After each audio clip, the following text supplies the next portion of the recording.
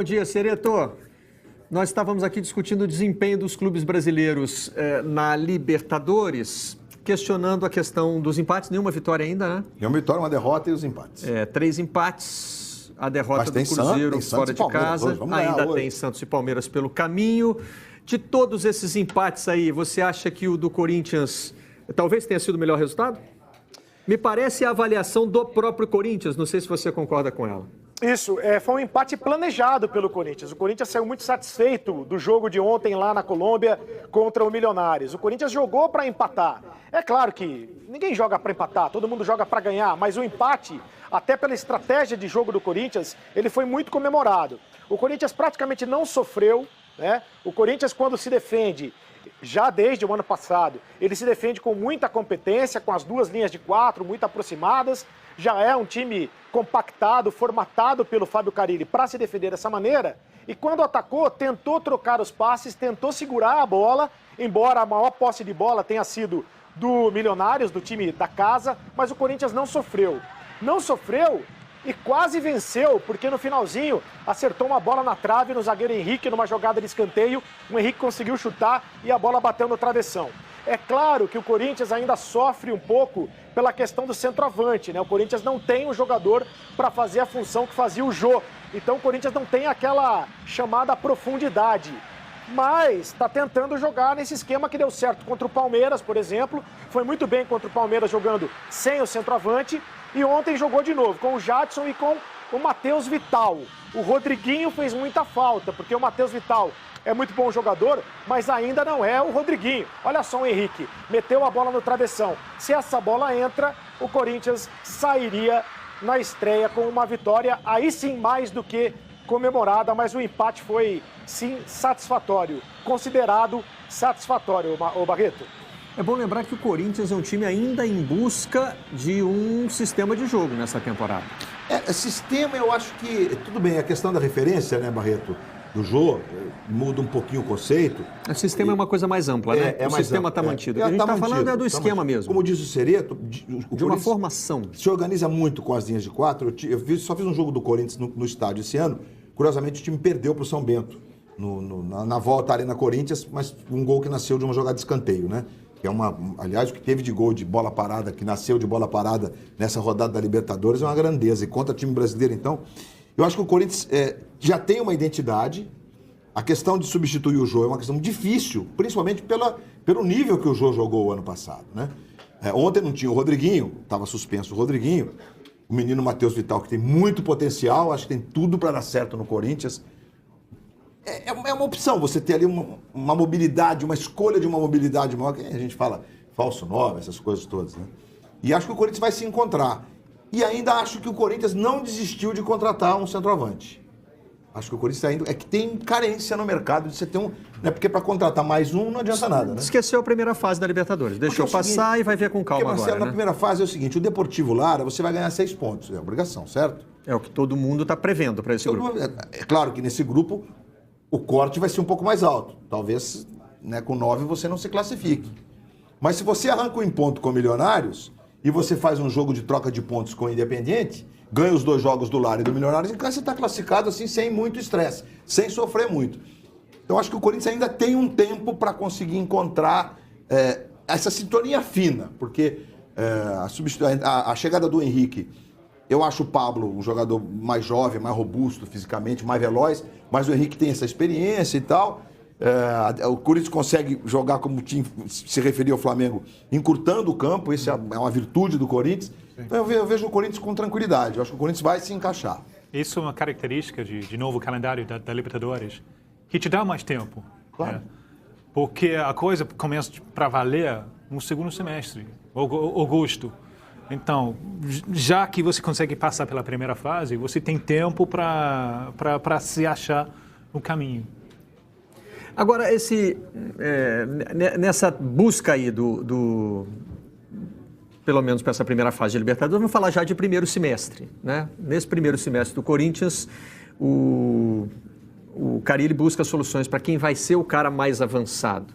Eu até achei que ele foi muito ousado, porque ele fez uma mudança radical de esquema antes do clássico contra o Palmeiras. E a gente sabe que, principalmente no Brasil, o resultado referenda se foi certo ou se foi errado, né? Como ele ganhou do Palmeiras, então... Mas a gente vai ver agora, no médio, mais para o longo prazo, se essa solução é boa.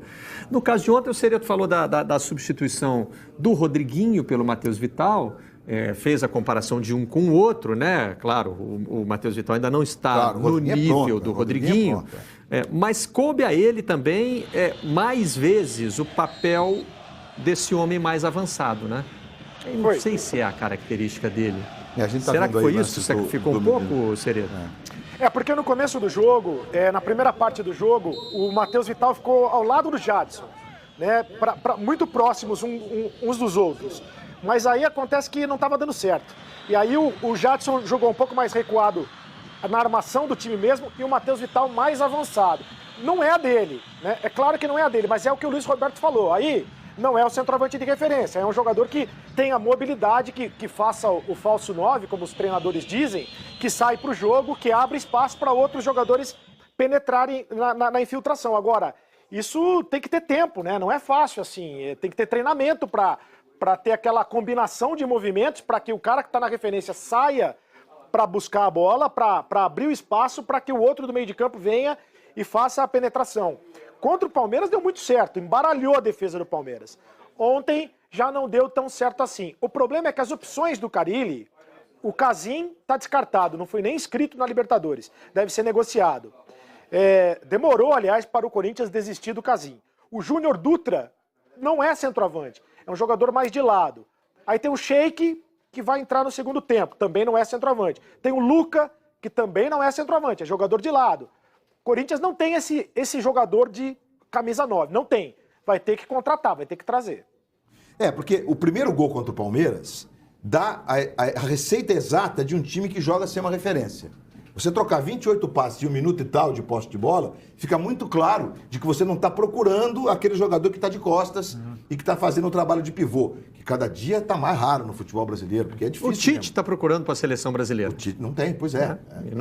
Está procurando. Não está procurando centroavante, ele está procurando um cara para fazer essa função. Esse tipo de jogo, Então eu acho que o que me deixa sereno em relação ao Corinthians é isso. Quer dizer, está claro que o Corinthians continua com seu estofo de jogo.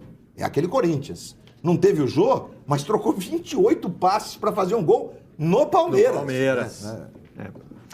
Olha aqui, o Cereto falou em resultado, em empate planejado, né? O Carille falou em resultado a ser comemorado. Vamos ouvir o técnico do Corinthians.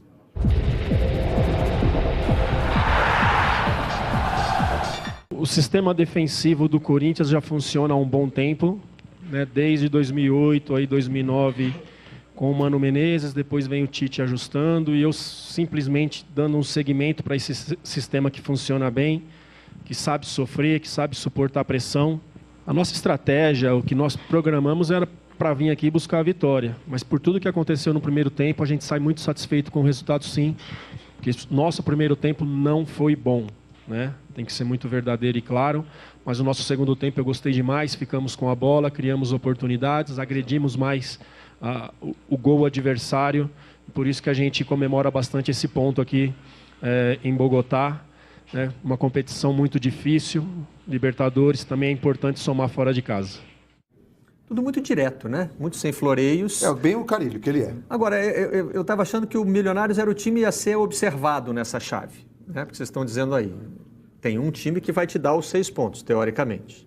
Tem outro que é o seu principal rival pela vaga. Tropeçar contra o Lara é risco de não classificar. O Milionário seria aí o que a gente ainda precisava descobrir se é um problema no caminho do Corinthians ou não. Embora é campeão colombiano, eu acho que o Júnior, que vai enfrentar Palmeiras hoje, eu acho que o Júnior é mais forte.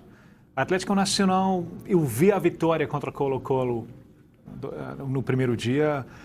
Está muito cedo. O técnico que era técnico de Lanús, Almirón, que foi para lá, é muito em transição. É muito diferente do que o Atlético Nacional dos últimos anos. Por enquanto, a maior ameaça fora de Brasil e Argentina, eu vejo talvez com o Júnior. Agora, Cereto, fascinante hoje. Vai ser fascinante hoje, eu concordo totalmente. Aí o Júnior vai dar trabalho, o Júnior está no páreo. Vamos falar daqui a pouquinho dos times que ainda vão entrar em campo, os times brasileiros que ainda vão entrar em campo pela Libertadores. Eu só queria partir de uma entrevista que teve um momento bem claro para outro que confundiu um pouco a gente, Cereto.